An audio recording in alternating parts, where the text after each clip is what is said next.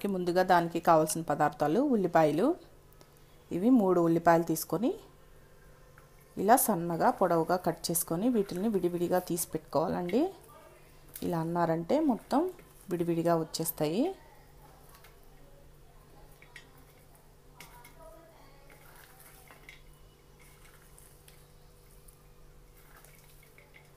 చూసారు కదా, ఇలా పొడవుగా సన్నగా కట్ చేసుకొని ఇలా అన్నారంటే మొత్తం విడివిడిగా విడిపోతున్నాయి కదా. ఇలా మొత్తం విడివిడిగా చేసి పక్కన పెట్టుకోండి.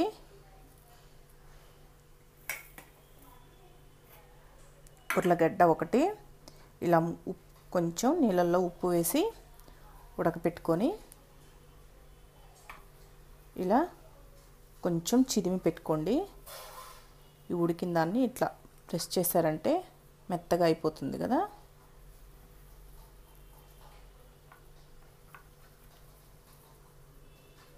ఇలా మెత్తగా చేసి పక్కన పెట్టుకోండి. పోపు దినుసులు జీలకర్ర, ఆవాలు, పచ్చిశనగపప్పు, మినపప్పు, పసుపు 1/2 టీ స్పూన్, కారం 1 టీ స్పూన్,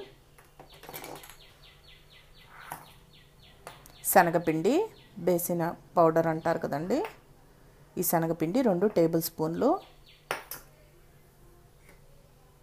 ఉప్పు రుచికి సరిపడా, ఆయిల్ 2 టేబుల్ స్పూన్లు,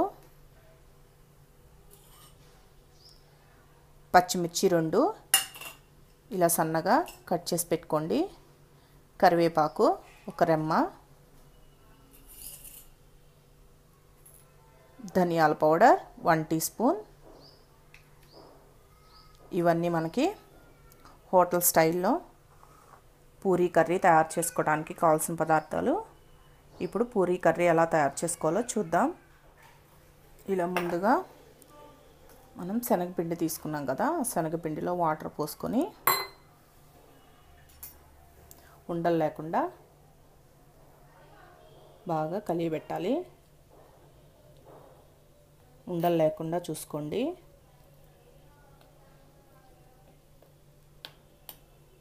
ఇలా ఉండలు లేకుండా కలిపి పక్కన పెట్టుకోండి. స్టవ్ ఆన్ చేసుకొని ఇలా స్టవ్ మీద బాండీలు పెట్టుకొని అక్కడ 2 టేబుల్ స్పూన్ల ఆయిల్ వేసుకోండి.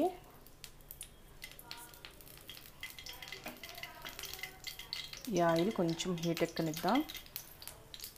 ఇలా ఆయిల్ హీట్ ఎక్కిన తర్వాత దీంట్లో పోపు దినుసులు వేసుకోండి.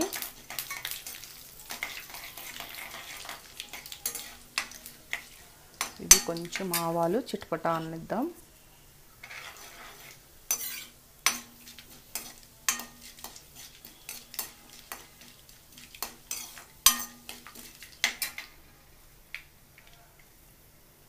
దీంట్లో పచ్చిమిర్చి ముక్కలు,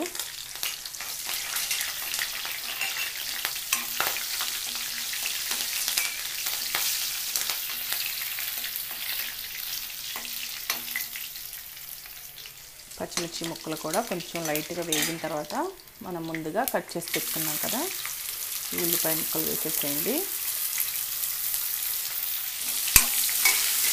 వేసేసి ఉల్లిపాయలు కొంచెం వేగాలి.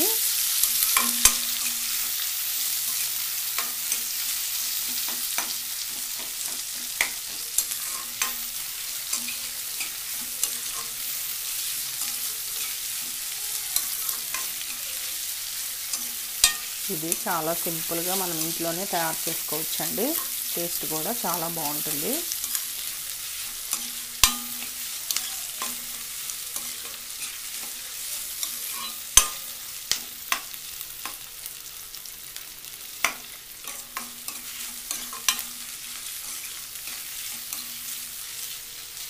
ఇలా కొంచెం లైట్గా వేగాయి కదా, దీంట్లో కొంచెం ఉప్పు వేసుకుందాం. దీనికి ఉప్పు ఎక్కువ పట్టదండి, చూసి వేసుకోండి. కొంచెం వేసుకుంటే సరిపోతుంది.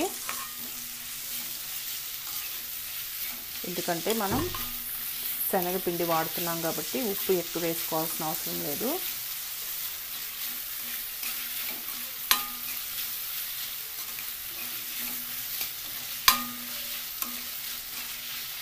ఇలా లైట్గా వేగిన తర్వాత దీంట్లో ఈ కరివేపాకు వేసేసుకోండి.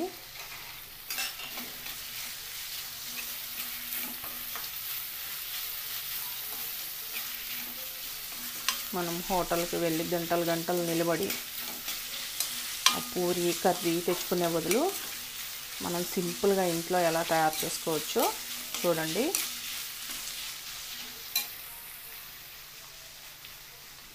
ఇప్పుడు దీంట్లో ఒక 1/2 టీ స్పూన్ పసుపు వేయండి.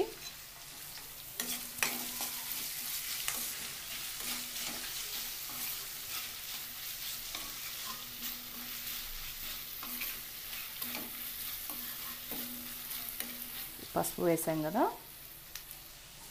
ఇప్పుడు ఈ ఉల్లిపాయలు కొంచెం మగ్గాలి. మగ్గడం కోసం మీడియం ఫ్లేమ్లో పెట్టి మూత పెట్టి ఒక 2-3 నిమిషాలు మగ్గనివ్వాలి. ఇలా ఒక 2-3 నిమిషాల తర్వాత మూత తీయండి.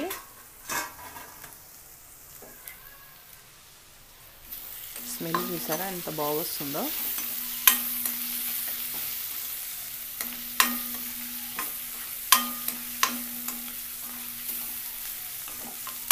ఇలా ఉల్లిపాయలు బాగా మగ్గిపోయాయి కదా.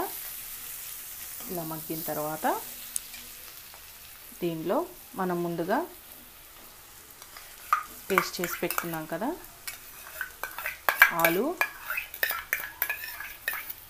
ఈ ఆలు వేసేసేయండి.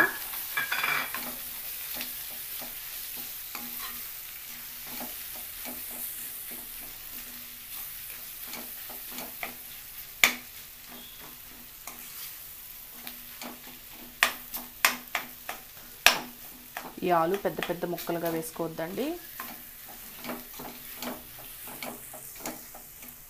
ఇలా వేసిన తర్వాత దీంట్లో ఒక 1 టీ స్పూన్ ధనియాల పొడి వేయండి. ఈ ధనియాల పొడి వేయడం వల్ల మంచి టేస్ట్ వస్తుంది కర్రీకి.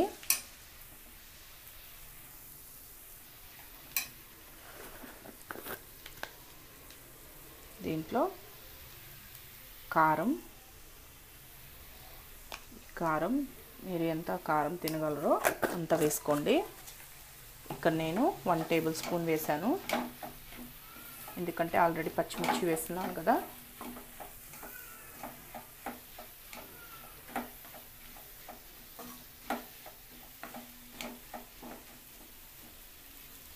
ఇలా వేసిన తర్వాత దీంట్లో వాటర్ యాడ్ చేసుకోవాలి. ఒక గ్లాస్ వాటర్ పోసుకోండి.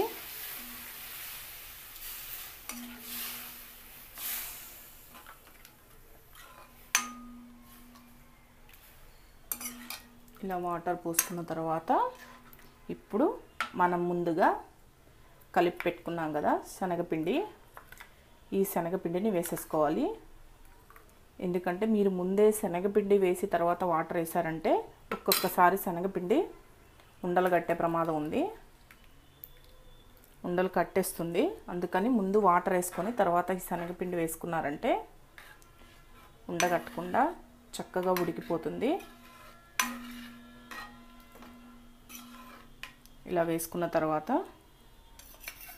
ఒక 2 నిమిషాలు తిప్పండి సిమ్లో పెట్టి, ఎందుకంటే ఇది మనకు తొందరగా థిక్ అయిపోతుంది ఈ శనగపిండి.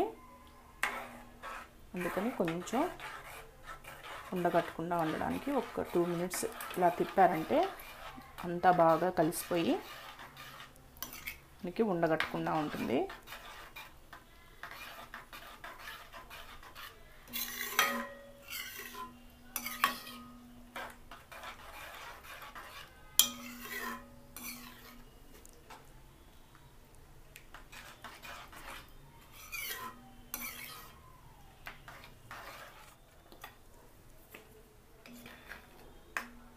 చూసారా థిక్ అవుతూ వస్తుంది కదా, తొందరగా థిక్ అయిపోతుంది మనకి.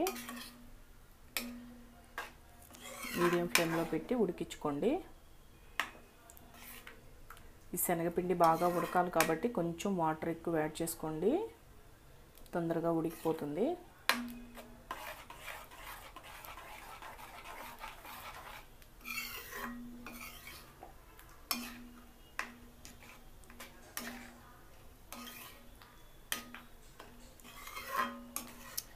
ఇక్కడ నేను కారం వేసాను కాబట్టి కొంచెం రెడ్డిష్గా కనిపిస్తుంది కదండి. మీరు కారం కొంచెం పచ్చిమిర్చి ఎక్కువ వేసుకున్నట్లయితే ఎల్లో కలర్లో వస్తుంది.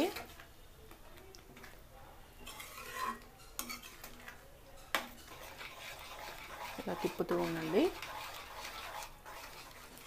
చూడండి తిక్కుగా వచ్చేసింది కదా, ఇలా వస్తే సరిపోతుంది. ఇప్పుడు మనం దీన్ని స్టవ్ ఆఫ్ చేసి సర్వ్ చేసుకుందాం. చూసారు కదా ఎంతో రుచిగా ఉండే, అదేవిధంగా సింపుల్గా అయిపోయే హోటల్ స్టైల్లో పూరీ కర్రీ రెడీ అయిపోయింది కదా. ఇది పూరీలో ఎంతో రుచిగా ఉంటుందండి. ఒకసారి మీరు ట్రై చేసి చూడండి. ఈ వీడియో కానీ మీకు నచ్చినట్లయితే నా యూట్యూబ్ ఛానల్ మనా చెఫ్కి సబ్స్క్రైబ్ చేయండి, లైక్ చేయండి, కామెంట్ చేయండి.